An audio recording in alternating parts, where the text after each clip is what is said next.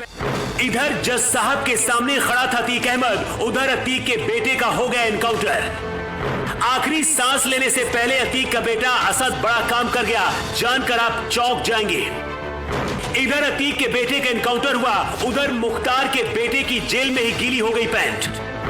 अतीक अहमद के बेटे असद के एनकाउंटर की स्क्रिप्ट 36 घंटे पहले लिख दी गई थी। देश की मीडिया अतीक अहमद की गाड़ी का पीछा करती रही।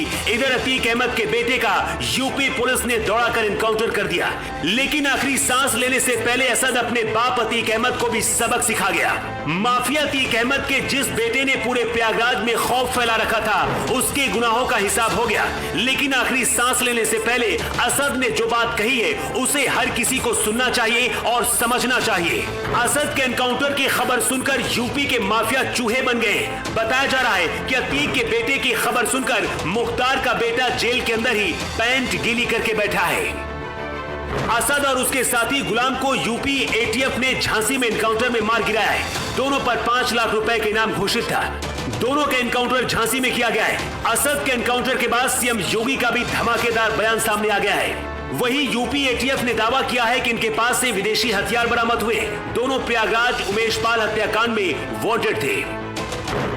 माफिया अतीक अहमद के बेटे ने आखिरी सांस लेने से पहले क्या कहा था, उससे पहले आपको बताते हैं कि योगी आदित्यनाथ ने एनकाउंटर के बाद क्या कहा है। सीएम योगी आदित्यनाथ ने इस पर प्रतिक्रिया देते हुए यूपी एटीएफ की तारीफ की है। वहीं इस एनकाउंटर के बाद कानून व्यवस्था को लेकर बैठक बुलाई गई है। इस पूरे मामले पर मुख्यमंत्री के सामने एक रिपोर्ट पेश की जाएगी। असद अहमद हमेशा से 3 या 4 हथियार अपने पास रखता था। सोते समय भी वो हथियार अपने पास रखता था। पुलिस के स्पेशल सेल के सूत्रों की माने तो असद अहमद गुलाम के साथ हथियार समेत फरार हुआ था। पिछले 1 महीने से असद भाग रहा था, लेकिन बताया जा रहा है कि यूपी पुलिस को झांसी में होने की सूचना 36 घंटे पहले मिल गई थी। इसके बाद यूपी पुलिस ने एक गुप्त ऑपरेशन शुरू किया, जिसमें करीब 12 एनकाउंटर स्पेशलिस्ट ऑफिसर शामिल किए गए। अपने प्लान के तहत यूपी पुलिस गुजरात से अतीक अहमद को फिर से लेकर निकली थी। पूरी मीडिया अतीक अहमद के पीछे लगी थी। इधर यूपी पुलिस झांसी पहुंच चुकी थी। प्रयागराज में जिस वक्त अतीक अहमद और भाई अशरफ की पेशी हो रही थी, अतीक जज साहब के सामने खड़ा था। इधर झांसी में अतीक अहमद के बेटे असद का एनकाउंटर कर दिया गया। पुलिस सूत्रों के मुताबिक आखिरी सांस लेने से पहले असद ने अपनी मां शाइस्ता परवीन और अतीक अहमद के लिए एक संदेश दिया है। बताया जा रहा है कि असद ने आखिरी वक्त में मां शाइस्ता से भी सरेंडर करने के लिए कहा है। इसके साथ ही अपने भाइयों को भी कहा है कि जल्द वो सरेंडर कर दे। वैसे दावा किया जा रहा है कि असद भी सरेंडर करना चाहता था, लेकिन पिछले 1 महीने से यूपी पुलिस ने उसे सरेंडर करने का कोई मौका ही नहीं दिया। यूपी की हर अदालत के सामने खड़ा पैरा था। यही वजह थी कि असद भागता रहा और अब झांसी में यूपी पुलिस की गोली का शिकार हो गया। सूत्र बताते हैं कि खबर जैसे मुख्तार के बेटे अब्बास को पता चली, जेल के अंदर ही हर 10 मिनट में वॉशरूम जा रहा है, क्योंकि उसे भी लग रहा कि कहीं उसका भी हाल असद जैसा ना हो जाए।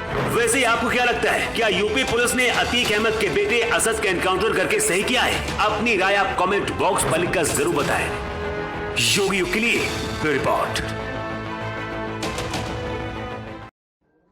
सरकार की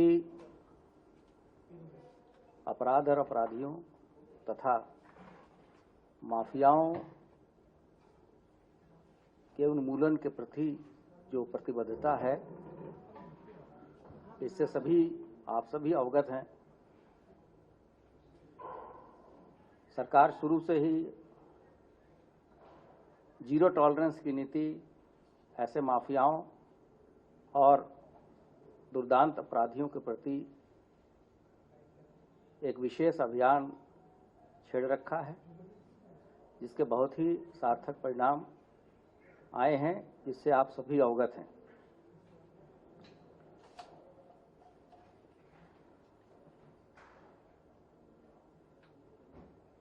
चौबीस फरवरी को एक बड़ी घटना प्रयागराज के धूमनगंज थाना क्षेत्र में घटित हुई, जिसमें कि एक महत्वपूर्ण गवाह उमेश पाल की हत्या गाड़ी सवार कुछ बदमाशों ने फायरिंग एवं बम फेंक के की थी। इसमें हमारे 2 बहादुर साथी भी जो कि उस गवाह की सुरक्षा हेतु लगाए गए थे, घायल हुए और बाद में शहीद हुए। उस समय से उत्तर प्रदेश पुलिस ने विशेष टीमों का गठन किया था तथा समय समय पे इसमें कार्रवाइयाँ भी हुई हैं। इस घटना के संबंध में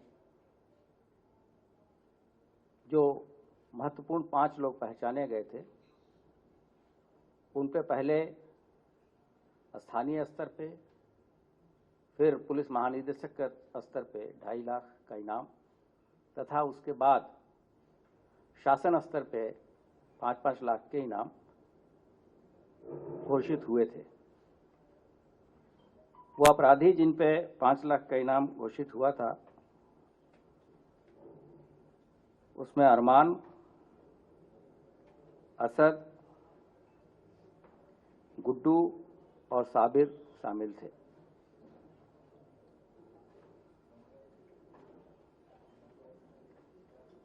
लगातार हमारी एसटीएफ और सिविल पुलिस की टीमें इस महत्वपूर्ण घटना के अभियुक्तों को अकाउंट फॉर करने में लगी थी।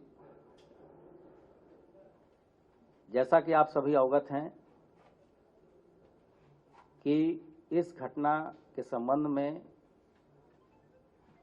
पुलिस की वारंट बी इसके लेके टीम 2 महत्वपूर्ण जगहों पर गई थी तथा साबरमती तथा बरेली से जो इसमें 2 साजिशकर्ता नामजद थे एफआईआर में,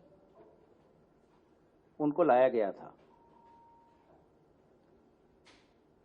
इस तरह के इंटेलिजेंस इनपुट थे कि स्थानीय स्तर पे या रास्ते में कॉन्वॉय पे हमला करके अपराधियों को छुड़ाया जा सकता है और जिस तरह की जघन्य हत्या इन लोगों ने 24 फरवरी को की थी, उसको देखते हुए हमारी स्पेशल फोर्सेस तथा सिविल पुलिस की विशेष टीमें लगाई गई थी। आज दिन लगभग 12:30 से 1 के बीच में एक सूचना के आधार पे जब कुछ लोगों को इंटरसेप्ट किया गया तो उस दौरान दोनों तरफ से गोलियां चली और उस पुलिस ऑपरेशन में हमारी एसटीएफ की टीम थी तथा उस मुठभेड़ में 24/2/2023 को जो 2 अभियुक्त जिनको अपराधीकृत करते हुए सबने देखा है, मुठभेड़ में घायल हुए तथा बाद में उनकी मृत्यु हो गई, जिनकी पहचान असद पुत्र अतीक अहमद तथा गुलाम पुत्र मकसूदन के रूप में हुई। इस पूरे ऑपरेशन को हमारे एसटीएफ की टीम ने किया है। अभियुक्तों के पास से अत्याधुनिक विदेशी हथियार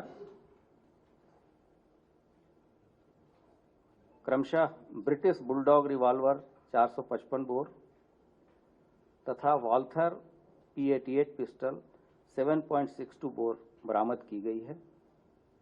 हमारी टीम में जो लोग शामिल रहे हैं,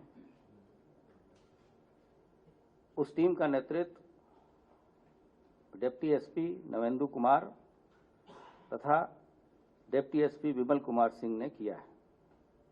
इसके अतिरिक्त उस टीम में 2 निरीक्षक, 1 उप निरीक्षक, 4 मुख्य आरक्षी, 5 मुख्य आरक्षी तथा 2 कमांडो भी शामिल रहे हैं। इन कर्मियों का नाम हम प्रेस विज्ञप्ति के रूप में अभी आपको जारी करेंगे। और आगे भी अपराध और अपराधियों के प्रति जो नीति शासन के निर्देश हैं, पुलिस महानिदेशक उत्तर प्रदेश की जो को निर्देश हैं, उसका अनुपालन हमारी जो एसटीएफ है, एटीएस है तथा सिविल पुलिस है, वो इनके उन्मूलन और सफाई में आगे भी कार्य करेगी। समय समय पे जो भी उपलब्धियां होंगी वो आप सभी साथियों के साथ हम शेयर करेंगे। और मैं व्यक्तिगत रूप से हमारे एसटीएफ के जो साथी हैं, जिन्होंने इतने कठिन परिस्थिति में और इतने प्रतिकूल परिस्थितियों में जो एक अच्छे ऑपरेशन को अंजाम दिया है, वो सभी बधाई के पात्र हैं। और इस संबंध में पुलिस महानिदेशक और शासन स्तर से इस मुठभेड़ में शामिल सभी व्यक्तियों को विशेष रूप से धन्यवाद दिया गया है, उनकी प्रशंसा की गई है और ये अपेक्षा की गई है कि इसी तरीके से आगे और भी जो अपराध और अपराधियों के प्रति हमारी अभियान में सभी हमारे बहादुर साथियों का साथ रहेगा। धन्यवाद।